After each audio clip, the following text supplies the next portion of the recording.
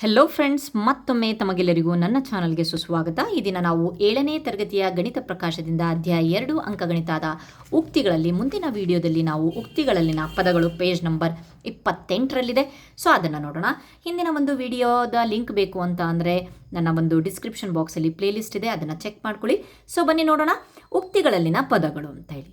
So ಇಲ್ಲಿ ಏನು ಕೊಟ್ಟಿದ್ದಾರೆ ಅಂತ ಅಂದರೆ, ನಾವು ಹಿಂದಿನ ಒಂದು ವಿಡಿಯೋದಲ್ಲಿ ಆವರಣಗಳನ್ನು ಯಾವ ರೀತಿಯಾಗಿ ಆವರಣಗಳನ್ನು ಹಾಕಬೇಕು, ಅದಿಲ್ಲದೆ ಯಾವುದೇ ಕಾರಣಕ್ಕೂ ನಾವು ಉಕ್ತಿಯನ್ನು ಬಿಡಿಸೋಕ್ಕಾಗಲ್ಲ ಅಂತ ಹೇಳ್ಬಿಟ್ಟು ನೋಡಿದ್ವಿ. ಸೊ ಬನ್ನಿ ನೋಡೋಣ. ನಮ್ಮಲ್ಲಿ ಯಾವುದೇ ಆವರಣದಲ್ಲಿನ ಉಕ್ತಿ 30 + 5 × 4 ಇದೆ ಅಂತ ಭಾವಿಸೋಣ. ಇದಕ್ಕೆ ಅರ್ಥವಿಲ್ಲವೇ? Question mark. ಅನೇಕ ಕ್ರಿಯೆಗಳಿರುವ ಉಕ್ತಿಗಳು ಇದ್ದಾಗ ಮತ್ತು ಕ್ರಿಯೆಗಳ ಕ್ರಮವನ್ನು ಆವರಣಗಳಿಂದ ಒಂದು ಆವರಣದಲ್ಲಿ ಹಾಕಬೇಕು ಅಂತ ಅಂದರೆ ಒಂದು ಚಿಹ್ನೆಯಿಂದ ನಾವು ಬಳಸ್ತೀವಿ, ಅದನ್ನು ನಾವು ಪ್ಲಸ್ ಅಂತ ಹೇಳ್ತೀವಿ. ಹೇಗೆ ಅಂತ ಅಂದರೆ, ಇಲ್ಲಿ ನೋಡ್ರಿ, ಉಕ್ತಿಯ ಭಾಗಗಳು ಎಷ್ಟಿದ್ದಾವೆ ಅಥವಾ ಪದಗಳೆಷ್ಟಿದ್ದಾವೆ. 12 + 7ರ ಒಂದು ಪದಗಳು 12, 7 ಸಪ್ರೇಟ್. ಈ ಪ್ಲಸ್ ಅನ್ನೋದು ಡಿವೈಡ್ ಮಾಡುತ್ತೆ. ಈ ಕಡೆ ಒಂದಿದೆ, ಈ ಕಡೆ ಒಂದಿದೆ. ಪ್ಲಸ್ಸನ್ನು ಏನನ್ನು ಡಿವೈಡ್ ಮಾಡುತ್ತೋ ಅದಷ್ಟು ಪದಗಳಿದ್ದಾವೆ ಅಂತ ಹೇಳಿ. ಸೊ ಬನ್ನಿ, ಇದೇನೋ ಮುಗೀತು. ಫಾರ್ ಎಕ್ಸಾಂಪಲ್ ಇನ್ನೂ ಒಂದು ಎಕ್ಸಾಂಪಲ್ ಕೊಡ್ತೀನಿ. 4 + 3 ಸಿಂಪಲ್ ಆಗಿರೋದು. ಸೊ +2. ಓಕೆ, 4 ಒಂದು ಪದ, 2 ಪದ, 3 ಪದ, ಟೋಟಲ್ 3 ಪದಗಳಿವೆ. ಟರ್ಮ್ಸ್ ಅಂತ ಹೇಳ್ತೀವಿ. ಯಾವುದ್ಯಾವುದು? 4, 3, 2. Okay fine. ಹಾಗಾದರೆ ಪ್ಲಸ್ ಅನ್ನೋದು ಡಿವೈಡ್ ಮಾಡುತ್ತೆ, ಸಪ್ರೇಟ್ ಮಾಡುತ್ತೆ. Okay, next. ಹಾಗಾದರೆ ಒಂದು ವೇಳೆ ಮೈನಸ್ ಚಿಹ್ನೆ ಇತ್ತಪ್ಪ, ಉದಾಹರಣೆಗೆ 83 - 14 ಇದೆ. ಸೊ ಬನ್ನಿ ನೋಡೋಣ. 83 - 14 ಪ್ಲಸ್ ಚಿಹ್ನೆ ಇರಬೇಕಲ್ಲ. ಪ್ಲಸ್ ಚಿಹ್ನೆ ಇಲ್ಲ ಅಲ್ವಾ? ಆದರೆ ಪ್ಲಸ್ ಚಿಹ್ನೆ ಇರೋ ಥರ ಮಾಡ್ಕೋಬೇಕು. ನಾವು ಹಿಂದಿನ ಒಂದು ವಿಡಿಯೋದಲ್ಲಿ ನೋಡಿದ್ವಿ, ಹಿಂದಿನ ಒಂದು ತರಗತಿಯಲ್ಲಿ 6ನೇ ಕ್ಲಾಸ್ ಓದ್ತಿರುವಾಗ ಪೂರ್ಣಾಂಕಗಳನ್ನು ಕಲಿತಿರುವಾಗ ನೋಡಿದ್ವಿ. ಕೂಡೋದ್ರ ವಿಲೋಮ ಯಾವುದು? ಮೈನಸ್ ಅಲ್ವಾ? ಕೂಡೋದ್ರ ವಿಲೋಮ ಮೈನಸ್ದ ವಿಲೋಮ ಕೂಡುವಿಕೆ ಅಂತ ಹೇಳಿಬಿಟ್ಟು ನೋಡಿದ್ವಿ. ಸೊ ಬನ್ನಿ ನೋಡೋಣ. 83 ಹೇಗಿದ್ರೂ ನಾವು ಪ್ಲಸ್ ಮಾಡಲೇಬೇಕು. ನಮಗೆ ಡಿವೈಡ್ ಮಾಡಬೇಕು ಅಂತ ಅಂದರೆ ಪ್ಲಸ್ ಬರಬೇಕು. ಪ್ಲಸ್ ಬಂದು ಬ್ರಾಕೆಟ್ ಒಳಗಡೆ -14 ಬರೀತೀನಿ. ಓಕೆ, ಬಂತ ಪ್ಲಸ್. ಈಗ ಇದೊಂದು ಟರ್ಮ್. ಪದಗಳು ಯಾವುದಾವುದು? ಹಾಗಾದರೆ ಪದಗಳು 86 ಅನ್ನೋದು ಒಂದು ಪದ. ಈ ಒಳಗಡೆ ಐತಲ್ಲ ಎಲ್ಲ ಪ್ಲಸ್ಸಿಂದ ಈ ಕಡೆ ಏನೇನು ಉಳಿದೈತೋ ಎಲ್ಲ ಹಾಕಬೇಕು, -14. ಓಕೆ, ಇನ್ನೊಂದು ಉದಾಹರಣೆ ಕೊಡ್ತೀನಿ. 7 - 5 ಮೈನಸ್ ಇದೆ. ಕಂಡೀಷನ್ ಏನು? ಪ್ಲಸ್ ಇರಬೇಕು.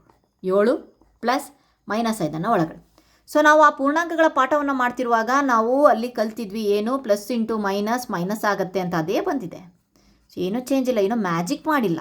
ಸೊ ನಾವು ಏನು ಕಲ್ತಿದ್ವೋ ಅದನ್ನೇ ಬರೆದಿರೋದು. ಓಕೆ, 7 ಅನ್ನೋದು ಒಂದು ಪದ, -5 ಅನ್ನೋದು ಒಂದು ಪದ. Okay, next. ಅದೇ ಕೊಟ್ಟಿದ್ದಾರೆ 14ರ ವಿಲೋಮ -14, -14ರ ವಿಲೋಮ 14. ಪ್ಲಸ್ ಇದ್ದಿದ್ದು ಮೈನಸ್ ಆಗುತ್ತೆ, ಅದರ ವಿಲೋಮ ಅಂತ ಹೇಳಿಬಿಟ್ಟು ನಾವು ನೋಡಿದ್ವಿ. ಇದು ನಾವು ಮಾಡಿರೋದಲ್ಲ, ಆ್ಯಕ್ಚುಲಿ ಇರೋದು ಪೂರ್ಣಾಂಕಗಳ ಒಂದು ನಿಯಮಗಳಲ್ಲಿ ಇರೋದು. ಈ ರೀತಿ ವ್ಯವಕಲನವನ್ನು ಸಂಕಲನಕ್ಕೆ ಬದಲಿಸುವುದರಿಂದ ಉಕ್ತಿಯ ಬೆಲೆ ಬದಲಾಗುವುದಿಲ್ಲ ಎಂಬುದು ಬೇರೆ ಬೇರೆ ಉದಾಹರಣೆಗಳನ್ನು ತೆಗೆದುಕೊಳ್ಳುವ ಮೂಲಕ ಪರಿಶೀಲಿಸಿ. ಬನ್ನಿ, ಒಂದು ಎಕ್ಸಾಂಪಲ್ ಇಲ್ಲಿದೆ. ಸೊ ಈಗ ಇನ್ನೊಂದು ದೊಡ್ಡ ಎಕ್ಸಾಂಪಲ್ ತೊಗೊಳ್ತೀನಿ. ಉದಾಹರಣೆ 70 - 35 ತೊಗೊಳ್ತೀನಿ. ಸೊ ಈಗ ಇದು ಮಾಡೋಣ. 70ರಲ್ಲಿ 35 ಕಳೆದ್ರೆ 35. ಸೊ ಈಗ ನಾವು 70 ಟರ್ಮ್ಸ್ ಮಾಡ್ಕೊಂಡು ಈಗ ಕಲ್ತ್ವಲ್ಲ, ಆ ರೀತಿಯಾಗಿ ಮಾಡೋಣ. ಓಕೆ, 70. ಈಗ ನಾವು ಇದನ್ನು ನೋಡಿದ್ವಲ್ವಾ, plus minus, plus into minus ಆಗುತ್ತೆ. ಸೊ ಮರ್ತಿದ್ದೀರಾ ಅಂತ ಅಂದರೆ ಪ್ಲಸ್ ಇಂಟು ಪ್ಲಸ್ ಆಗುತ್ತೆ, ಪ್ಲಸ್ ಇಂಟು ಮೈನಸ್ ಆಗುತ್ತೆ, ಮೈನಸ್ ಇಂಟು ಮೈನಸ್ ಪ್ಲಸ್ ಆಗುತ್ತೆ, ಮೈನಸ್ ಇಂಟು ಪ್ಲಸ್ ಮೈನಸ್ ಆಗುತ್ತೆ. ಓಕೆ, ನೆನಪಾಯ್ತಾ? ಪೂರ್ಣಾಂಕಗಳಲ್ಲಿ ಓದಿದ್ವಿ ಇಂಟಿಜರ್ಸ್ ಪಾಠದಲ್ಲಿ. ಸೊ ಇಲ್ಲೂ ಅಷ್ಟೇ, ಪ್ಲಸ್ ಇಂಟು ಮೈನಸ್ ಆಯಿತು, 35. 70ರಲ್ಲಿ 35 ಕಳೆದ್ರೆ ಮತ್ತೆ 35 ಬಂತು. ಸೇಮ್ ಬಂತಲ್ವ, ಚೇಂಜ್ ಏನೂ ಬಂದಿಲ್ಲ. ಸೊ ಹಾಗಾದರೆ ಈ ಒಂದು ಎಕ್ಸಾಂಪಲ್ ಇದಕ್ಕೆ ಆಯಿತು. ಓಕೆ, ಎಲ್ಲೆಲ್ಲಿ ನಾವು ಈ ರೀತಿಯಾದಂತಹ ಈ ಒಂದು ಕ್ವಶನ್ ಮಾರ್ಕನ್ನು ನೋಡ್ತೀವೋ ಆ ಕ್ವಶನ್ ಮಾರ್ಕನ್ನು ನಾವು ಸಾಲ್ವ್ ಮಾಡಬೇಕು, ಅದಕ್ಕೋಸ್ಕರ ಕೊಟ್ಟಿರೋದು. ಫೈನ್. Next question. 6ನೇ ತರಗತಿಯ ಗಣಿತ ಪಠ್ಯಪುಸ್ತಕದಲ್ಲಿ ನಾವು ಗಮನಿಸಿರುವ ಪೂರ್ಣಾಂಕಗಳ ಟೋಕನ್ ಮಾದರಿಯನ್ನು ಉಪಯೋಗಿಸಿಕೊಂಡು ಒಂದು ಸಂಖ್ಯೆಯನ್ನು ಕಳೆಯುವುದು ಅದರ ವಿಲೋಮಕ್ಕೆ ಕೂಡುವುದೇ ಆಗಿದೆ. ಏಕೆ ಎಂಬುದನ್ನು ನೀವು ವಿವರಿಸಬಲ್ಲಿರಾ? ಪದಗಳನ್ನು ಗುರುತಿಸಲು ಉಕ್ತಿಯಲ್ಲಿನ ಎಲ್ಲ ವ್ಯವಕಲನಗಳನ್ನು ಈ ರೀತಿ ಸಂಕಲನವಾಗಿ ಪರಿವರ್ತಿಸಲಾಗುತ್ತದೆ ಅಂತ ಹೇಳ್ಕೊಡಿ. ಜಾಸ್ತಿ ಟೆನ್ಷನ್ ತೊಗೊಂಬಿಡ್ರಿ. ನಾವು ಟೋಕನ್ ಮಾಡೆಲ್ ಅಂತ ಹೇಳ್ಬಿಟ್ಟು, ಟೋಕನ್ ಮಾದರಿ ಅಂತ ಹೇಳ್ಬಿಟ್ಟು 6ನೇ ಕ್ಲಾಸಲ್ಲಿ ಕಲ್ತಿದ್ವಿ. ಸೊ ಅದನ್ನೇ ಯೂಸ್ ಮಾಡ್ಕೊಳ್ಳೋಣ. ಏನಪ್ಪ ಅಂತಂದರೆ ಎಕ್ಸಾಂಪಲಾಗಿ ತೊಗೊಳ್ತೀನಿ, ಸಿಂಪಲ್ ಆಗಿರೋದನ್ನು ತೊಗೊಳ್ತೀನಿ. 4 - 5 ಟೋಕನ್ ಮಾಡಲ್ ಥರ ಮಾಡೋಣ. 4 + -5 ಅಲ್ವಾ? ಉತ್ತರ ಎಷ್ಟು ಬರುತ್ತೆ ನೋಡೋಣ. ಇದೆಷ್ಟಿದೆ? 4 ಇದೆ, +4 ಅಲ್ವಾ? ಇದ್ರ ಮುಂದೆ ಯಾವ ಚಿಹ್ನೆ ಇಲ್ಲ ಅಂತ ಅಂದರೆ +4 ಅಂತ. 1 2 3 4. ಓಕೆ, ಇವು 4 ಟೋಕನ್ಸು. ಓಕೆ, ಮಧ್ಯಕ್ಕೆ ಎಷ್ಟಿದೆ? -5 ತೆಗಿಬೇಕಂತೆ. -5 ತೆಗಿಬೇಕು ಅಂತ ಅಂದರೆ ಇಲ್ಲೇ ಇಲ್ಲಲ್ಲ, 4 ಇದೆಯಲ್ಲ. ಸೊ ಎಲ್ಲಿಂದ ತರೋಣ? ಸೊ ಅದಕ್ಕೋಸ್ಕರ ನಾವು ಕ್ರಿಯೇಟ್ ಮಾಡ್ಕೊಬೇಕಾಗತ್ತೆ. ಟೋಕನ್ ಮಾಡಲ್ ಹೇಳುತ್ತೆ ಕ್ರಿಯೇಟ್ ಮಾಡ್ಕೊಬೇಕು ಅಂತ ಅಂದರೆ ಈ ರೀತಿಯಾಗಿ ಕ್ರಿಯೇಟ್ ಮಾಡ್ಕೋಬೇಕು. ಓಕೆ, ಯಾಕೆ ಪ್ಲಸ್ಸು ಮೈನಸ್ಸು ಕಾಟ್ ಆಗುತ್ತೆ, ಇದಿದ್ರೂ ಇಲ್ಲ ಅಂದ್ರೂ ಓಕೆ ಆ ರೀತಿಯಾಗಿ. ಫಾರ್ ಎಕ್ಸಾಂಪಲ್ ಇನ್ನೊಂದ್ಸಲಿ ಹೇಳ್ತೀನಿ. -6 ಇತ್ತು ಅಂದ್ಕೊಡ್ರಿ, +1 2 3 4 -6 ಇನ್ನೂ 2 ಬೇಕಲ್ವಾ? ಯಾಕಂದರೆ ತೆಗಿಯೋಕ್ಕಿಲ್ಲ, ಆಗೋದೇ ಇಲ್ಲ, 4 ಇರೋದಲ್ವಾ. ಸೊ 1 ಅದ್ರ ಜೊತೆಗೆ 1 ಮೈನಸ್ ಆಗಲೇಬೇಕು, ಇದು ಹೋಗುತ್ತೆ, ಕ್ಯಾನ್ಸಲ್ ಆಗುತ್ತೆ. ಇನ್ನೊಂದು ತೊಗೊಂಡ್ವಿ 5 6, ಯಾಕಂದರೆ ಇದು ಕ್ಯಾನ್ಸಲ್ ಆಗುತ್ತೆ, ಇದಿದ್ರೂ ಓಕೆ ಇಲ್ಲ ಅಂದ್ರೂ ಇಲ್ಲ ಅನ್ನೋ ಥರ ನಾವು ಮಾಡ್ಕೊಂಡಿದ್ವಿ. ಈಗೇನು ಹೇಳ್ತಾ ಇದ್ದಾರೆ ಅಂತ ಅಂದರೆ -5 ಈಗ ತೆಗೀರಿ ಅಂತ ಹೇಳ್ತಾ ಇದ್ದಾರೆ. 1 2 3 4 5. ಸೊ ಎಷ್ಟು ಉಳಿದಿದೆ? ಏನು ಉಳಿದಿದೆ? ಮೈನಸ್ ಉಳಿದಿದೆ. ಎಷ್ಟು ಮೈನಸ್ ಉಳಿದಿದೆ? 1 ಉಳಿದಿದೆ. ಸೊ 4 - 5 ಅಂತ ಅಂದ್ರೂ ಸಹ 1 - 1 ಟೋಕನ್ ಮಾಡಲ್ ಮೆಥಡ್ ಅಪ್ಲೈ ಆಯಿತು. ಸೊ ಪ್ರೂಫ್ ಆಯಿತು. ಓಕೆ, ನೆಕ್ಸ್ಟ್ ಮುಂದಕ್ಕೆ ನೋಡೋಣ. ಉಕ್ತಿಗಳು ಮತ್ತು ಅವುಗಳ ಪದಗಳನ್ನು ಯಾವ ರೀತಿಯಾಗಿ ನಾವು ಡಿವೈಡ್ ಮಾಡೋದು ಅಂತ. -18 ಅನ್ನೋದಿದೆ. ಸೊ ಇದನ್ನೇನು ಮತ್ತೆ ವಿಲೋಮ ಆಗಿ ತೊಗೊಳ್ಳೋ ಅವಶ್ಯಕತೆ ಇಲ್ಲ, ಯಾವುದೇ ಸಂಖ್ಯೆಗಳ ಮಧ್ಯೆ ಇಲ್ಲಲ್ವ, ಇದೊಂದು ಸಪ್ರೇಟ್ ನಂಬರ್. -18 ಇದ್ರ ಮಧ್ಯೆ ನಾವು ಇಡಲೇಬೇಕಲ್ವ. -3 ಹೊರಗಡೆ ತೆಗೆದಿದ್ವಿ. 6 × 5 ಇದೆ. 6 × 5 ಇದ್ರ ಮಧ್ಯೆ ಯಾವುದು ಪ್ಲಸ್ ಇಲ್ಲ, ಇದು ಒಂದು ಪದ ಆಯಿತು. ನೆಕ್ಸ್ಟ್ ಪ್ಲಸ್ಸಿಂದ ಈ ಕಡೆ ಇರೋದು ಒಂದು ಪದ ಆಯಿತು. ಓಕೆ, ನೆಕ್ಸ್ಟ್ ಇನ್ನೊಂದು ನಂಬರ್ ನೋಡೋಣ. ಸೊ ದೊಡ್ಡ ನಂಬರೇ ತೊಗೊಳ್ತಿದ್ದೀನಿ. 2 - 10 + 4 × 6. ಓಕೆ, 2 ಅನ್ನೋದು ಒಂದು ಪದ ಹಾಗೇ ಇದೆ. ಈ ಮೈನಸ್ ಇದೆಯಲ್ವಾ, ಸೊ ಹಾಗಾಗಿಬಿಟ್ಟು ಅದನ್ನು ನಾವು ವಿಲೋಮ ಮಾಡಿಕೊಂಡು ತೊಗೊಳ್ಳೋಣ. ನೆಕ್ಸ್ಟ್ +4 × 6. ಓಕೆ, ಸೊ ಹಾಗಾದರೆ ಟರ್ಮ್ಸ್ ಯಾವುದು, ಪದಗಳು ಯಾವುದು ಇದರೊಳಗಡೆ ಅಂತ ಅಂದರೆ 2 ಇದೆ, -10 ಇದೆ. ಇಲ್ಲಿ ಯಾವ ಚಿಹ್ನೆನೂ ಹಾಕಬೇಡಿ, ಕೊಮ ಹಾಕಿ. ಸೊ ಪ್ಲಸ್ ಆದಮೇಲೆ ಇದು ಯಾವುದಿದೆ? ಇಲ್ಲಂತೂ ಪ್ಲಸ್ ಯಾವುದೂ ಇಲ್ಲ. 4 × 6 ಮತ್ತು ಗುಣಾಕಾರ ಏನೂ ಬೇಡ, ಉತ್ತರ ಏನೂ ಬೇಡ. ಸೊ ಆ ಟರ್ಮ್ಸ್ಗಳಿದ್ದಾವೆ ಅಂತ ಹೇಳಿಬಿಟ್ಟು ತೋರಿಸ್ತಾ ಇದ್ದಾರೆ. ಸೊ ಬನ್ನಿ ನೋಡೋಣ. ಸೊ ಇಲ್ಲಿ ಅದರ ಪದಗಳ ಮೊತ್ತವಾಗಿ ಉಕ್ತಿಯನ್ನು ಬರೆಯಿರಿ. ಪದಗಳು ಯಾವುದು ಅಂತ ಹೇಳಿಬಿಟ್ಟು ಕೊಟ್ಟಿದ್ದಾರೆ. Okay, fine. ಇಲ್ಲಿ ಕೊಟ್ಟಿದ್ದಾನೆ 13 - 2 + 6. -2 ಬ್ರಾಕೆಟಲ್ಲಿ ಹಾಕ್ಕೊಂಡಿದ್ದಾರೆ. 13 - 2 6. ಈಗ ಹೇಳಿರೋ ಪ್ರಕಾರ ಆಯಿತು. ನೆಕ್ಸ್ಟ್ ನೋಡೋಣ. 5 ಇದೆ, 6 × 3 ಇದೆ. ಸೊ ಹಾಗಾದರೆ ಪದಗಳು ಯಾವುದಿದೆ? 5 ಅನ್ನೋದು ಒಂದು ಪದ, 6 × 3 ಅನ್ನೋದು ಒಂದು ಪದ ಅಷ್ಟೇ, ಅವರೇ ಕೊಟ್ಟಿದ್ದಾರೆ. ಓಕೆ, ನೆಕ್ಸ್ಟ್ ಇಲ್ಲಿ ಕೊಟ್ಟಿಲ್ಲ, ಇದನ್ನು ಬರೀಬೇಕು. 4 ಅನ್ನೋದು ಒಂದು ಬರೆಯೋಣ, +15 ಇದೆ, 15 ಬರೆಯೋಣ, -9 ಒಳಗಡೆ ಬರೆಯೋಣ. ಸೊ 4 ಅನ್ನೋದು 1, 15 ಅನ್ನೋದು 1, -9 ಅನ್ನೋದು 3 ಪದಗಳಿದ್ದಾವೆ ನೋಡ್ಬೋದು. ನೆಕ್ಸ್ಟ್ 23 ಇದೆ, +-2 ಒಳಗಡೆ ತೊಗೊಳ್ತೀವಿ. -2 × 4 2 × 4 ಕಂಪ್ಲೀಟ್ ಇದೆ. ಓಕೆ, ನೆಕ್ಸ್ಟು 16 ಪ್ಲಸ್ಸಿನ ಈ ಕಡೆ ಇದೆ. ಹಾಗಾದರೆ 23 ಅನ್ನೋದು 1 ಟರ್ಮ್, -2 × 4 ಅನ್ನೋದು 1 ಟರ್ಮ್, ಮಧ್ಯೆ ಇಂಟು ಇದೆಯಲ್ವಾ ಅದಕ್ಕೆ 16 ಅನ್ನೋದು ಒಂದು ಪದ. ನೆಕ್ಸ್ಟ್ ಇಲ್ಲಿ ಬಂದ್ವಿ. 28 19 -8 ಇಲ್ಲೂ ಸಹ 3 ಪದಗಳಿದ್ದಾವೆ. 28 19 -8. ಓಕೆ, ನೆನಪಿರಲಿ, ಚಿಹ್ನೆ ನಾವು ಬಿಡೋ ಹಾಗಿಲ್ಲ. ಓಕೆ, ಒಂದು ಉಕ್ತಿಯ ಬೆಲೆ ಕಂಡುಹಿಡಿಯಲು ಕ್ರಿಯೆಗಳ ಕ್ರಮವನ್ನು ನಿರ್ಧರಿಸಲು ಪದಗಳನ್ನು ಹೇಗೆ ಬಳಸಲಾಗುತ್ತೆ ಅನ್ನೋದನ್ನು ನಾವು ಹೊತ್ತಿಗೆ ನೋಡಿದ್ವಿ. ನಾವು ಕೇವಲ ಸಂಕಲನಗಳಿರುವ ಉಕ್ತಿಗಳಿಂದ ಪ್ರಾರಂಭಿಸೋಣ. ಎಲ್ಲ ವ್ಯವಕಲನಗಳನ್ನು ಸಂಕಲನಗಳಾಗಿ ಸೂಕ್ತವಾಗಿ ಪರಿವರ್ತಿಸಲಾಗುತ್ತದೆ, ಹೌದಲ್ವಾ? ಸೊ ಇಲ್ಲಿ ಕೇವಲ ಸಂಕಲನ ಇರುವ ಒಂದು ಉಕ್ತಿಗಳನ್ನು, ಅದಕ್ಕೋಸ್ಕರ ನೆಗೆಟಿವ್ ಇರೋದನ್ನು ನಾವು ಪಾಸಿಟಿವ್ ಆಗಿ ಮಾಡ್ಕೊಂಡು ಪದಗಳನ್ನು ಕೂಡುವ ಕ್ರಮವನ್ನು ಬದಲಿಸುವುದರಿಂದ ಬೇರೆ ಬೇರೆ ಬೆಲೆಗಳು ದೊರೆಯುತ್ತದೆಯೇ ಅಂತ ಅಂದರೆ ಏನು ಹೇಳ್ತಾ ಇದ್ದಾರೆ ಅಂತಂದರೆ ಕೂಡುವ ಕ್ರಮ ಚೇಂಜ್ ಮಾಡ್ತಾ ಇದ್ದಾರಂತೆ. 4 + 3 7. ಒಂದು ವೇಳೆ ಕ್ರಮ ಚೇಂಜ್ ಮಾಡೋಣ, ಅದಲು ಬದಲೋಣ. 3 + 4 7 ಅಲ್ವಾ? ಫೈನ್. ಹಾಗಾದರೆ ಬೇರೆ ಬೇರೆ ಬೆಲೆಗಳು ದೊರೆಯುತ್ತಾ? ಇಲ್ಲ, ಸೇಮ್ ಬೆಲೆಗಳು ದೊರೆಯುತ್ತೆ.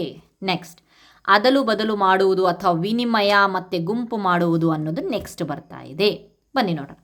ಎರಡೇ ಪದಗಳನ್ನು ಹೊಂದಿರುವ ಒಂದು ಸರಳ ಉಕ್ತಿಗಳನ್ನು ಪರಿಗಣಿಸೋಣ. ಉದಾಹರಣೆಗೆ ಮಧು ಟೆರೆಸ್ನಿಂದ ಡ್ರೋನ್ ಹಾರಿಸ್ತಾ ಇದ್ದಾನೆ. ಓಕೆ, ಇದಕ್ಕೆ ಇನ್ನೂ ಎಕ್ಸಾಂಪಲ್ ಬೇಕು ಅಂತ ಅಂದರೆ ನಾವು ಕೊಡ್ಬೋದು. ಫಾರ್ ಎಕ್ಸಾಂಪಲ್ಲು ಇಲ್ಲೂ ಬರಿತೀನಿ. 13 + 6 ಅಂದರೆ 19 ಆಯಿತು. ಅದೇ 6 + 13 ಅಂತ ಕೂಡಿಸಿದ್ರು ಸಹ 19 ಆಯಿತು. ಸೊ ನೆಗೆಟಿವ್ ಟರ್ಮಲ್ಲೂ ನೋಡೋಣ, ಯಾಕೆ ಬರೀ ಕೂಡೋದ್ರೊಳಗೆ ನೆಗೆಟಿವಲ್ಲೂ ನೋಡೋಣ. 13 - 6 ಎಷ್ಟಾಯಿತು? 7 ಆಯಿತು. 13 ಕರೆಕ್ಟ್. ಅದೇ -6 ಬರೆದುಬಿಟ್ಟು 13 ಮಾಡ್ತಾ ಇದ್ದೀನಿ, ಎಷ್ಟಾಯಿತು? ಚಿಹ್ನೆ ಜೊತೆಗೆ ಅದಲು ಬದಲು ಮಾಡಬೇಕು. ಹಾಗಂತ ಹೇಳ್ಬಿಟ್ಟು ನಾನು 6 ಬರೆದುಬಿಟ್ಟು -13 ಮಾಡೋಕ್ಕಾಗಲ್ಲ. ಓಕೆ, ಎಷ್ಟಾಯಿತು? 7 ಆಯಿತು. ಸೊ ಒಂದು ವೇಳೆ ನೀವು ಇಲ್ಲಿ ಕರೆಕ್ಟಾಗಿ ಕೇಳಿಸ್ಕೊಳ್ಳಿ, 13 - 6 ಇದೆಯಲ್ಲ, 7 ಆಯಿತು. ಅದೇ -6 ಚಿಹ್ನೆ ಜೊತೆಗೆ ನಾನು ಟರ್ಮ್ ಚೇಂಜ್ ಮಾಡ್ತಾ ಇದ್ದೀನಿ. ಒಂದು ಪ್ಲಸ್ ಇದೆ, ಏನೂ ಇಲ್ಲ ಅಂದಮೇಲೆ ಅದು ಪ್ಲಸ್ಸು 13. ಈಗ ಉತ್ತರ 7. ಒಂದು ವೇಳೆ ನಾನು ಚಿಹ್ನೆ ಬಿಟ್ಟೆ 6, ಇವನಿಗೆ ಆ ಚಿಹ್ನೆ ಹಾಕಿಬಿಟ್ಟೆ, ಎಷ್ಟಾಯಿತು? -7 ಆಯಿತು. ಆಗ ಉತ್ತರ ಚೇಂಜ್ ಆಯಿತು. ಅದಕ್ಕೆ ಚಿಹ್ನೆ ಜೊತೆಗೆ ಅದಲು ಬದಲು ಮಾಡಿರಿ. ನೆಕ್ಸ್ಟ್, ಮಧು ಟೆರೆಸ್ನಿಂದ ಡ್ರೋನ್ ಹಾರಿಸ್ತಾ ಇದ್ದಾನಂತೆ. ಡ್ರೋನ್ 6 ಮೀಟರ್ ಮೇಲಕ್ಕೆ ಹೋಗಿ ನಂತರ 4 ಮೀಟರ್ ಕೆಳಗೆ ಬಂದಂತೆ. ಫಸ್ಟ್ ಎಷ್ಟು ಹೋದಂತೆ? 6 ಮೀಟರ್ ಮೇಲಕ್ಕೆ ಹೋದಂತೆ. ಆಮೇಲೆ ನೆಕ್ಸ್ಟ್ 4 ಮೀಟರ್ ಕೆಳಗಡೆ ಬಂದಂತೆ. ಹಾಗಾದರೆ ಟೆರೆಸ್ನಿಂದ ಡ್ರೋನ್ನ ಅಂತಿಮ ಸ್ಥಾನ ಎಷ್ಟು ಎತ್ತರದಲ್ಲಿದೆ ಎಂಬುದನ್ನು ತೋರಿಸಲು ಡ್ರೋನ್ ಒಂದು ಉಕ್ತಿ ಬರೆಯಿರಿ ಅಂದ ತಕ್ಷಣ 6 - 4 = 2 ಮೀಟರ್. ಹೌದು, ಮೇಲೆ 6 ಹೋಗಿ ಅದಾದಮೇಲೆ 4 ಡೌನ್ ಆಯ್ತಲ್ವಾ. -2 ಮೀಟರ್ ಎತ್ತರದಲ್ಲಿದೆ. ಓಕೆ, 6 - 4 ಅಂದ ತಕ್ಷಣ 2 ಬಂತು. ಅದನ್ನು ಅದಲು ಬದಲು ಮಾಡಿದ್ರೆ ಮೊತ್ತ ಬದಲಾಗತ್ತಾ ಅಂತ ನೋಡಿದ್ರು. -4 ನಾನು ಹೇಳಿದೆ, ಚಿಹ್ನೆ ಜೊತೆಗೆ ಬಂದಿದೆ, 6 ಇಲ್ಲಿ ಬಂತು. ಸೊ 2 ಈ ಸಂದರ್ಭದಲ್ಲಿ ಆಗುವುದಿಲ್ಲ. ಓಕೆ, ನೆಕ್ಸ್ಟ್, ಎರಡೂ ಪದಗಳು ಧನ ಸಂಖ್ಯೆ ಆದಾಗ ಪದಗಳನ್ನು ಅದಲು ಬದಲು ಮಾಡಿದ್ರೆ ಮೊತ್ತ ಬದಲಾಗುವುದಿಲ್ಲ ಎಂಬುದನ್ನು ಈಗಾಗಲೇ ತಿಳಿದಿವಿ. ಧನ ಸಂಖ್ಯೆ ಅಂತಂದರೆ ಪಾಸಿಟಿವ್ ಇಂಟೀಜರ್ಸ್ ಇದ್ದಾಗ ಅಥವಾ ಪ್ಲಸ್ ಇದ್ದಾಗ, 2 ಪ್ಲಸ್ ಇದ್ದಪ್ಪ ಆವಾಗ ಅಂತ ನೋಡಿದ್ವಿ. ಪದಗಳು ಋಣ ಸಂಖ್ಯೆ ಇದ್ದಾಗಲೂ ಇದು ಅನ್ವಯಿಸುತ್ತಾ? ಇನ್ನೂ ಕೆಲವು ಉಕ್ತಿಗಳನ್ನು ತೆಗೆದುಕೊಳ್ಳೋಣ ಅಂತ ಹೇಳ್ಬಿಟ್ಟು ಈಗ ನಾವು ನೆಗೆಟಿವಲ್ಲಿ ತಗೊಳ್ಳೋಣ ಪದಗಳನ್ನು. ಫಾರ್ ಎಕ್ಸಾಂಪಲ್ ಏನಪ್ಪ ಅಂತ ಅಂದರೆ,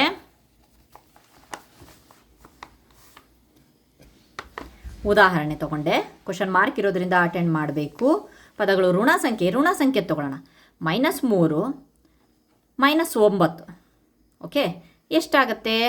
-3 - 9 -3 ಪ್ಲಸ್ ಇಂಟು ಮೈನಸ್ -9 ಏನು ಮಾಡಬೇಕು? ಕೂಡಿಸ್ಬೇಕು. ಸೇಮ್ ಚಿಹ್ನೆಗಳು, ಸಜಾತಿ ಚಿಹ್ನೆಗಳಿದ್ದಾಗ 9 3 12 ಯಾವ ಸಂಖ್ಯೆಯ ಒಂದು ಚಿಹ್ನೆ ದೊಡ್ಡದಿದೆಯೋ, ಇವೆರಡರಲ್ಲಿ ಯಾವ ದೊಡ್ಡ ಸಂಖ್ಯೆ ಇದೆಯೋ ಅದರ ಚಿಹ್ನೆ ಏನಿದೆಯೋ ಅದನ್ನು ಹಾಕಿದ್ವಿ. ಉತ್ತರ -12. ಈಗ ಮತ್ತೆ ನೆಗೆಟಿವ್ ಅಲ್ವಾ, ಸೊ ನಾವು ಚೇಂಜ್ ಮಾಡೋಣ. -9 ಚಿಹ್ನೆ ಜೊತೆಗೆ ಮಾಡ್ತಾ ಇದ್ದೀನಿ, -3. ಓಕೆ, ಈಗ -9 ಪ್ಲಸ್ಸು ಮೈನಸ್ ಆಯಿತು 3. ಇಲ್ಲೂ ಸೇಮ್ ಚಿಹ್ನೆಗಳಿರೋದ್ರಿಂದ ಕೂಡಿಸ್ತಾ ಇದ್ದೀವಿ. 9 3 12. ಯಾರ ದೊಡ್ಡ ಚಿಹ್ನೆ, ಯಾವ ನಂಬರ್ ದೊಡ್ಡದಿದೆಯೋ ಅದ್ರ ಚಿಹ್ನೆ ಏನಿದೆ? -12.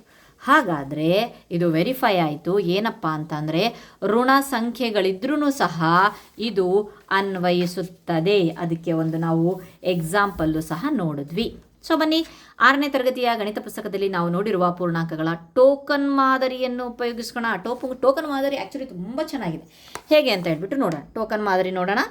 ಓಕೆ, ಸೊ ಇಷ್ಟು ದೊಡ್ಡ ನಂಬರ್ ಏನು ತೊಗೊಳಲ್ಲ, ಯಾಕಂತಂದರೆ ಭಾಳ ಹೊತ್ತು ಹಿಡಿಯುತ್ತೆ. ಸೊ ನಾನು ಈಗ ಎಕ್ಸಾಂಪಲ್ಲು ಸಿಂಪಲ್ ಆಗಿರೋದನ್ನು ತೊಗೊಳ್ತೀನಿ. ಸೇಮ್ ಇದೇ ರೀತಿ -3 - 6 ತೊಗೊಳ್ತೀನಿ. ಓಕೆ, -3 1 2 3 ಈ ಪ್ಲಸ್ ಚಿಹ್ನೆ ಹಾಕ್ತಾ ಇದ್ದೀನಿ. 1 2 3 4ನೇ ಟೋಕನ್, 5ನೇ ಟೋಕನ್, 6ನೇ ಟೋಕನ್. ಓಕೆ, ಹಾಗಾದರೆ ಸೇಮ್ ಇದೆಯಲ್ವಾ, ಸೇರಿಸ್ಬೋದಲ್ವಾ? ಸೇಮ್ ಚಿಹ್ನೆಗಳಿದೆಯಲ್ವಾ, ಹಾಗಾಗಿಬಿಟ್ಟು ಸೇರಿಸ್ಬೋದು. ಸೊ ಸೇರಿಸಿದಾಗ ಏನಾಯಿತು? 1 = 1 2 3 4 5 6 7 8 9 1 2 3 4 5 6 7 8 9. ಓಕೆ, ಹಾಗಾದರೆ ಎಷ್ಟಾಯಿತು? ಯಾವ ಚಿಹ್ನೆ ಇದೆ? ಮೈನಸ್ ಚಿಹ್ನೆ. ಎಷ್ಟು ಮೈನಸ್ ಚಿಹ್ನೆ ಇದೆ? 9 ಮೈನಸ್ ಚಿಹ್ನೆ ಇದೆ. ಓಕೆ, ಟೋಕನ್ ಅರ್ಥ ಆಗಿದೆ ಅಂದ್ಕೊಂಡಿದ್ದೀನಿ ಈಗ. ಸೊ ಮೈನಸ್ಸು ಸೇಮ್ ಇರೋದ್ರಿಂದ ನಿಮಗೆ ಗೊತ್ತಾಯಿತು. Okay, fine. -9 ಇದೆ. ಸೊ ಒಂದು ವೇಳೆ ಈಗ ಅದಲು ಬದಲು ಮಾಡೋಣ.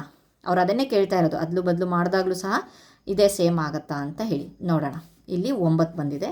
ಸೊ -6 1 2 3 4 5 6 ಇದು ಪ್ಲಸ್ ಈ ಚಿಹ್ನೆ ಹಾಕಿದ್ದೀನಿ.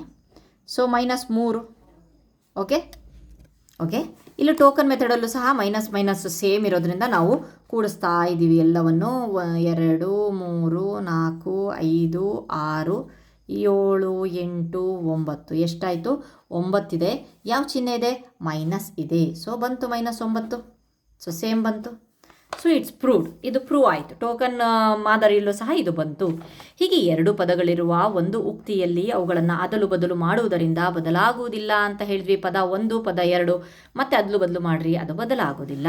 ಸೊ ಉದಾಹರಣೆಗೆ -7 + 10 ಮಾಡಿದ್ರು -11 ಆಯಿತು. -7 + 10. ಸೊ ಓಕೆ ಈ 3 ಪದಗಳನ್ನು ತೊಗೊಂಡಿದ್ದಾರೆ. ಓಕೆ, 3 ಪದಗಳನ್ನು ತೊಗೊಂಡಿದ್ದಾರೆ. ಯಾವುದು? -7 + 10 -11 ಇಷ್ಟನ್ನು ತೊಗೊಂಡಿದ್ದಾರೆ.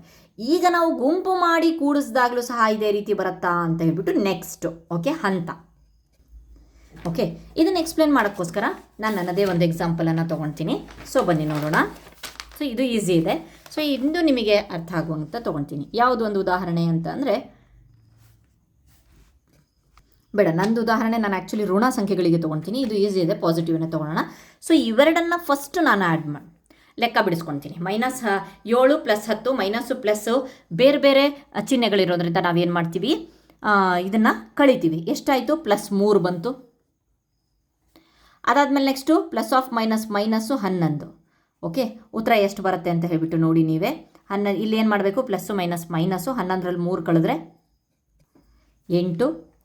ದೊಡ್ಡ ಸಂಖ್ಯೆ 11, ಅದರ ಚಿಹ್ನೆ ಮೈನಸ್. ಓಕೆ, ನೆಕ್ಸ್ಟ್ ಅದೇ ಇಲ್ಲಿ ನೋಡೋಣ. ಇದನ್ನು ಹಾಗೆ ಇಟ್ಕೊಂಡಿದ್ದಾರೆ. ಇವೆರಡನ್ನು ಸಾಲ್ವ್ ಮಾಡ್ಕೊಂಡಿದ್ದಾರೆ. 10 - 11 ಅಂತ ಅಂದರೆ ಎಷ್ಟು? -1 ಕಳಿಬೇಕು. ದೊಡ್ಡ ಸಂಖ್ಯೆ ಚಿಹ್ನೆ ಮೈನಸ್ಸು, ಹಾಗಾಗಿಬಿಟ್ಟು ಕಳಿಬೇಕು. -1 ಆಯಿತು.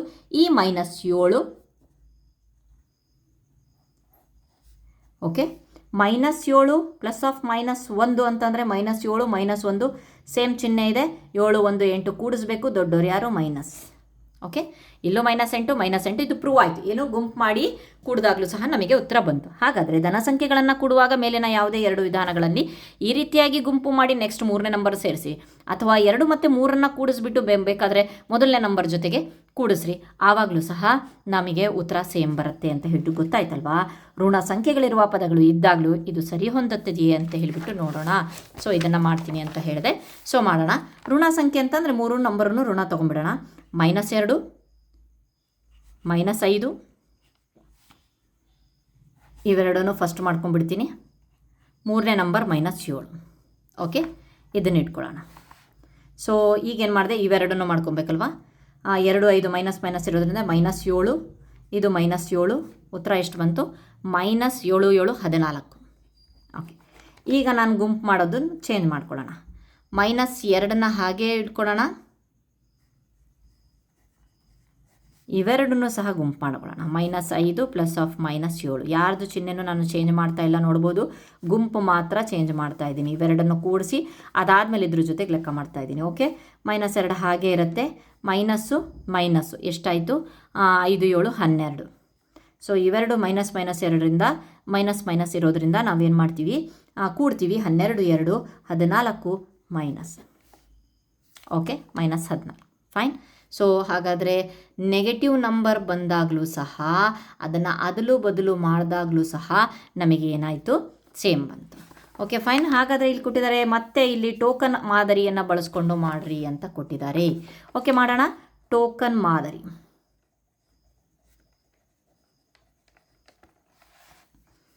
ಸೊ -2 ಸ್ವಲ್ಪ ಸಿಂಪಲ್ಲಾಗಿ ಅಂತಂದರೆ ಭಾಳ ಸಲ ಒಂದು ಚಿಹ್ನೆ ಹಾಕೋದು ತಪ್ಪತ್ತೆ ಅಂತ ಹೇಳಿಬಿಟ್ಟು ತೊಗೊಳ್ತಾ ಇದ್ದೀನಿ. ಓಕೆ, ಎಷ್ಟು ಬರುತ್ತೆ ಅಂತ ನೋಡೋಣ. -2 ಅಂತೆ ಹಾಕಿದ್ರ, ಈ ಪ್ಲಸ್ ಚಿಹ್ನೆ ಹಾಗೆ ಬರದೆ. -3 ಅಂತೆ. ಓಕೆ, ಇದಿಷ್ಟು ಇದರೊಳಗಡೆ ಆಯಿತು. ನೆಕ್ಸ್ಟ್ ಈ ಪ್ಲಸ್ ಹಾಗೆ ಬರದೆ. -4 ಅಂತೆ. 3 4 ಇವೆರಡು ಸೇಮ್ ಇರೋದ್ರಿಂದ ಕೂಡಿಸ್ಕೋಬಹುದಲ್ವಾ? ಎಷ್ಟಾಯಿತು ನೀವೇ ನೋಡಬಹುದು. 2 1 3 5 ಆಯಿತು. ಯಾವ 5 ಆಯಿತು? -5 ಆಯಿತು. ಮಾಡ್ಕೊಂಬಿಡೋಣ. 2 3 4 5 ಆಯಿತು. ಸೊ ಅದಾದಮೇಲೆ ಈ ಪ್ಲಸ್ ಚಿಹ್ನೆ ಇಟ್ಕೊಂಡೆ ಇದನ್ನು ಮಾಡಿದೆ. ಓಕೆ, ಎಷ್ಟಾಯಿತು? ಇವೆರಡು ಸೇಮ್ ಚಿಹ್ನೆ ಇರೋದ್ರಿಂದ ಕೂಡಿಸ್ಬೇಕಂತೆ. ಎಷ್ಟಾಯಿತು? 2 3 4 5 6 7 8 9 5 1 4 9. ಸೊ ಏನಂತೆ ಆನ್ಸರು? ಏನು ಚಿಹ್ನೆ ಇದೆ? ಮೈನಸ್ ಇದೆ. ಎಷ್ಟು ಚಿಹ್ನೆಗಳಿದ್ದಾವೆ? -9 ಇದೆ. ಓಕೆ, ಸೊ ಸ್ವಾಪ್ ಮಾಡೋಣ ಅಂತಂದರೆ ಅದಲು ಬದಲು ಮಾಡಿದಾಗ, ಬದಲಾಯಿಸಿದಾಗ. ಸೊ -2 ಇಟ್ಕೊಳ್ಳೋಣ. -3 ಪ್ಲಸ್ -4. ಚೆನ್ನಾಗಿದೆ ಇದು, ಒಂಥರ ಆಟ ಆಡ್ದಂಗೆ ಆಗುತ್ತೆ, ಚಿಕ್ಕ ಮಕ್ಕಳು ಆಟ ಆಡ್ದಂಗೆ. ಸೊ ಕರೆಕ್ಟಾಗಿ ಅರ್ಥ ಮಾಡ್ಕೊಳ್ರಿ. -2 ಅಂತೆ ಹಾಗೆ ಇಟ್ಕೊಳ್ಳಿ. ಈಗ -3 ಅಂತೆ, 1 2 3 ಟೋಕನ್ಸ್ ಇವೆಲ್ಲ. -4 ಅಂತೆ. ಓಕೆ, ಸೊ ಇವೆರಡು ಮೈನಸ್ ಸೇಮ್ ಇರೋದ್ರಿಂದ ನಾವೇನು ಮಾಡ್ತೀವಿ, ಇಲ್ಲಿ ಇದನ್ನು ಹಾಗೆ ಬರ್ಕೊಂಡು, ಇವೆರಡು ಹಾಗೆ ಬರ್ಕೊತಾ ಇದ್ದೀನಿ. ಇವೆರಡನ್ನು ನಾನು ಕೂಡಿಸ್ತೀನಿ. 1 ಎಷ್ಟಾಯಿತು? 3 1 4.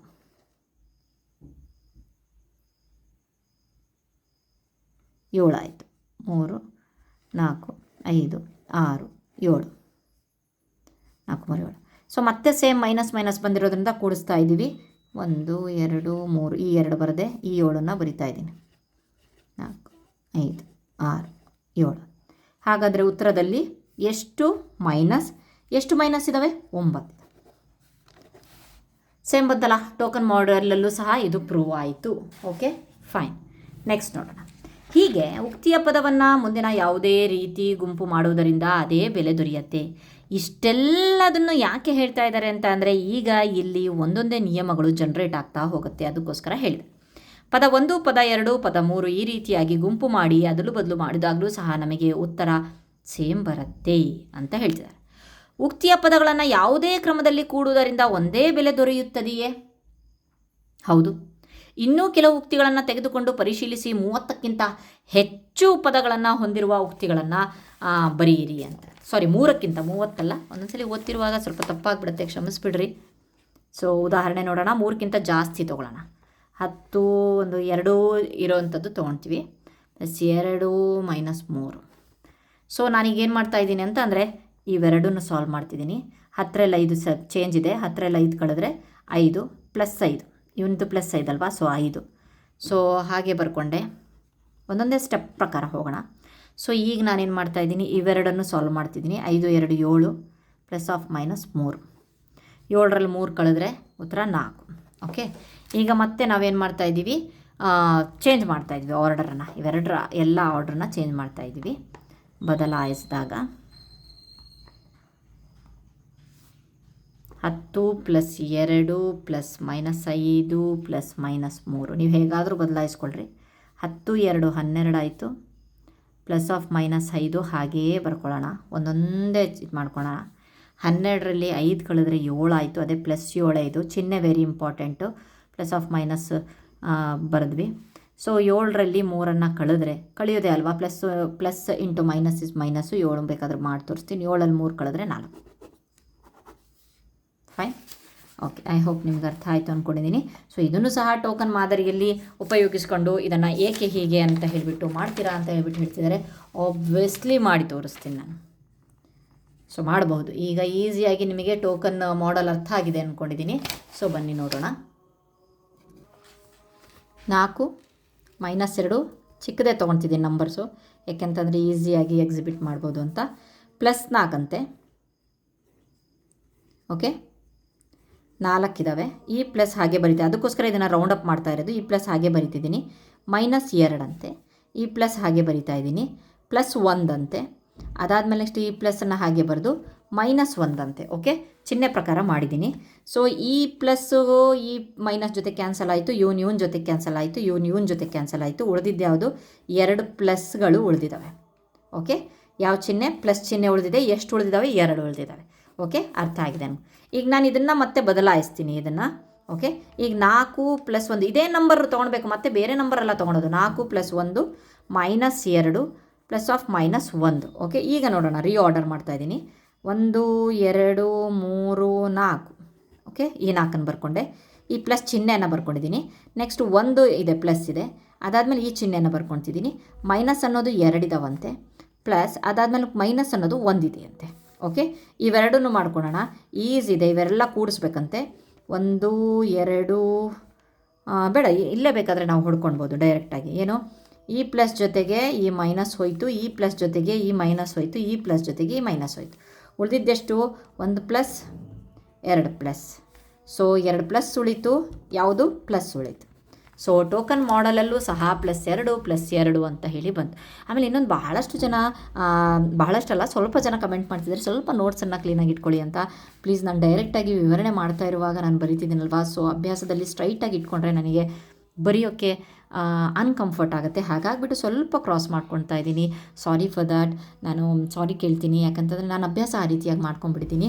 ಸೊ ಇದಿಷ್ಟು ಸಹ ಇಲ್ಲಿಯವರೆಗೆ ಅಂತಂದರೆ ಕನ್ಕ್ಲೂಷನ್ ಏನಂತಂದರೆ, ಯಾವುದೇ ಕ್ರಮದಲ್ಲಿ ಪದಗಳ ಸಂಕಲನವು ಒಂದೇ ಬೆಲೆಯನ್ನು ನೀಡುತ್ತೆ ಅಂತ ಹೇಳಿಬಿಟ್ಟು ಕೊಟ್ಟಿದ್ದಾನೆ. ಓಕೆ, ಆದ್ದರಿಂದ ಕೇವಲ ಸಂಕಲನಗಳನ್ನು ಹೊಂದಿರುವ ಉಕ್ತಿಗಳಲ್ಲಿ ಪದಗಳನ್ನು ಯಾವ ಕ್ರಮದಲ್ಲಿ ಕೂಡಲಾಗುತ್ತದೆ ಎಂಬುದು ಮುಖ್ಯವಲ್ಲ, ಅವೆಲ್ಲವೂ ಒಂದೇ ಬೆಲೆಯನ್ನು ನೀಡತ್ತೆ ಅನ್ನೋದು ಮುಖ್ಯ. ಕ್ರಮ ಇಂಪಾರ್ಟೆಂಟ್ ಅಲ್ಲ, ಆಯಿತಾ, ಬೆಲೆ ಇಂಪಾರ್ಟೆಂಟು. ಈಗ ಆವರಣಗಳಿಂದ ನಿರ್ದಿಷ್ಟಪಡಿಸಲಾದ ಕ್ರಿಯೆಗಳ ಕ್ರಮವಿರುವ ಗುಣಾಕಾರ ಮತ್ತು ಭಾಗಾಕಾರಗಳಿರುವ ಉಕ್ತಿಗಳನ್ನು ಪರಿಗಣಿಸೋಣ ಅಂತ ಅಂದಿದ್ದಾರೆ. ಸೊ ಇಲ್ಲಿಯವರೆಗೆ ನಾವು ಕಂಪ್ಲೀಟ್ ಮಾಡಿದ್ದೀವಿ. ಸೊ ಆದರೂ ಸಹ ಇದನ್ನೊಂದು ಸ್ವಲ್ಪ ಹೇಳೇ ಬಿಡ್ತೀನಿ. ಏನಪ್ಪ ಅಂತಂದರೆ ಇದರೊಳಗಡೆ ಏನೂ ಇಲ್ಲ. ಸೊ 30 ಪ್ಲಸ್ ಮುಂಚೆನೇ ಸ್ಟಾರ್ಟಿಂಗಲ್ಲೇ ಕೊಟ್ಟಿದ್ವಿ, 30, 5, 4, 20 ತೊಗೊಂಡು ಮಾಡ್ತಾ ಇದ್ದೀವಿ. ಓಕೆ, 30 ಸಪ್ರೇಟ್ ಮಾಡಿಕೊಂಡು ಅದೇ ರೀತಿ ದೊಡ್ಡ ನಂಬರನ್ನು ತೊಗೊಂಡಿದ್ದಾರೆ. 5 × 3 + 2 ಅನ್ನೋದು ಒಂದು ಉಕ್ತಿಯಾಗಿ ತೊಗೊಂಡಿದ್ದಾರೆ. ನೆಕ್ಸ್ಟ್ 7 × 8 ಇದೆ, ಇಲ್ಲಿ ಕಾಣಿಸ್ತಾ ಇದೆ, ಇದು ತಪ್ಪು ಬರೆದಿದ್ದಾರೆ. 7 × 8 ಆಗಬೇಕದು. ಓಕೆ, 8 ಬರೆದಿಲ್ಲ, 7 × 8 ಆಗಲಿ. ನೆಕ್ಸ್ಟ್ 3 ಅನ್ನೋದು 3 ಪದಗಳಿದ್ದಾವೆ. ಇದು ಒಂದು ಪದ, ಯಾಕಂತಂದರೆ ಮಧ್ಯಕ್ಕೆ ಇಂಟು ಇದೆ, ಇಲ್ಲಿ ಪ್ಲಸ್ ಇದೆ ಅಂತ ಅನ್ಬೋದು, ಆದರೆ ಇವೆರಡರ ಮಧ್ಯೆ ಇಂಟು ಚಿಹ್ನೆ ಇದೆ. ಓಕೆ, ನೆಕ್ಸ್ಟ್ ಇದೊಂದು ಪದ, ಇದೊಂದು ಪದ. ಓಕೆ, ಇವೆರಡು ಎಲ್ಲವನ್ನು ಸಹ ಗುಣಿಸ್ಕೊಂಡು ಹೋಗೋಣ. 3 2 5 ಆಯಿತು, 5 5 25 ಆಯಿತು. ಓಕೆ, 7 8 56 ಆಯಿತು. ಪ್ಲಸ್ 3 ಹಾಗೇ ಬರಿತೀನಿ. ಟೋಟಲ್ ಎಷ್ಟಾಗತ್ತೆ? 25 56 + 3 84 ಆಗುತ್ತೆ. Okay, fine. ಹಾಗಾದರೆ ಮುಂದೆ ನೋಡೋಣ. ಮಾನಸ ಉದ್ದವಾದ ಪಟ್ಟಿಯಲ್ಲಿನ ಸಂಖ್ಯೆಗಳನ್ನು ಕೂಡ್ತಾ ಇದ್ದಾಳೆ. ಅವೆಲ್ಲವುಗಳನ್ನು ಕೂಡಲು ಅವಳಿಗೆ 5 ನಿಮಿಷ ಆಯ್ತು. ಇವುಗಳ ಉತ್ತರ 11,749 ಆಯಿತು. ನಂತರ ಅವಳಿಗೆ 4ನೇ ಸ್ಥಾನ ಏನು 9,055 ಇದೆಯಲ್ಲ, ಅದನ್ನು ಮರೆತು ಬಿಟ್ಟಿದ್ದೀನಿ ನಾನು ಅಂತ ಹೇಳಿ. ಯಾವುದು ಕೂಡಿದಾಳೆ? ಇದು ಕೂಡಿದಾಳೆ, ಇದು ಕೂಡಿದಾಳೆ, ಇದು ಕೂಡಿದಾಳೆ, ಇದು ಕೂಡಿದಾಳೆ. ಇವು 4 ಕೂಡೋದ್ರಿಂದ 11,749 ಆಗಿದೆಯಂತೆ. ಅವಳು ಪುನಃ ಎಲ್ಲವನ್ನು ಮೊದಲಿಂದ ಕೂಡಲು ಪ್ರಾರಂಭಿಸಬೇಕೇ? ಇಲ್ಲ. ಏನು ಬಂದಿದೆಯಲ್ವ ಉತ್ತರ 11,749ಕ್ಕೆ ಅವಳು ಏನು ಮರೆತಿದ್ದಾಳಲ್ಲ 9,055 ಹಾಕ್ಕೊಂಡು ಕೂಡಿದ್ರೆ ಅವಳಿಗೆ ಆನ್ಸರ್ ಸಿಕ್ಬಿಡುತ್ತೆ. ಮತ್ತೆ ಇದು ಮಾಡಬೇಕು, ಅದಕ್ಕೋಸ್ಕರ ಹೇಳೋದು. ಪದಗಳನ್ನು ಅದಲು ಬದಲು ಮಾಡಿಕೊಳ್ಳೋದ್ರಿಂದ ಮೊತ್ತ ಬದಲಾಗೋದಿಲ್ಲ. ಇದಕ್ಕೆ ನಾವು ಸಂಕಲನದ ಪರಿವರ್ತನಾ ಗುಣ ಅಂತ ಕರಿತೀವಿ. ಈ ಗುಣವನ್ನು ಎಕ್ಸ್ಪ್ಲೇನ್ ಮಾಡೋಕ್ಕೋಸ್ಕರ ಲಾಸ್ಟ್ ಇಯರೆಲ್ಲ ಏನು ಒಂದು ನಿಯಮವನ್ನು ತೊಗೊಂಡ್ಬಿಟ್ಟು ಸಂಕಲನದ ಪರಿವರ್ತನೀಯ ನಿಯಮ ಅಂತ ಹೇಳ್ಬಿಟ್ಟು ಹಾಕ್ಬಿಡ್ತಿದ್ವಿ, ಸಂಕಲನದ ಸಹವರ್ತನೀಯ ಗುಣ ಅಂತ ಹೇಳ್ಬಿಟ್ಟು ಹಾಕ್ಬಿಡ್ತಿದ್ವಿ. ಮಕ್ಕಳಿಗೆ ನಾವು ಇದೇ ರೀತಿ ಎಕ್ಸ್ಪ್ಲೇನ್ ಮಾಡ್ತಿದ್ವಿ. ಬಟ್ ಟೋಕನ್ ಮಾದರಿ ಮೆಥಡು ಪ್ಲಸ್ ಇಷ್ಟೆಲ್ಲ ಒಂದು ಎಕ್ಸಾಂಪಲ್ಗಳನ್ನು ಕೊಟ್ಟು ತಂದಿರೋದು ಬಹಳ ಶ್ಲಾಘನೀಯ. ನಿಜವಾಗ್ಲೂ ತುಂಬ ಚೆನ್ನಾಗಿದೆ ಟೆಕ್ಸ್ಟ್ ಬುಕ್, ಭಾಳ ಅಪ್ಲಿಕೇಶನ್ ಅನ್ವಯಿಕ ಇದೆ, ಆಯಿತಾ. ಓಕೆ, ಹಾಗಾದರೆ ನೆಕ್ಸ್ಟ್ ವಿಡಿಯೋದಲ್ಲಿ ನಾವು ದೈನಂದಿನ ಜೀವನದಲ್ಲಿ ವಸ್ತುಗಳ ಕ್ರಮವನ್ನು ಅದಲು ಬದಲು ಮಾಡೋದು ಯಾವ ರೀತಿಯಾಗಿ ಅಂತ ಹೇಳಿಬಿಟ್ಟು ನೋಡೋಣ. Thank you friends.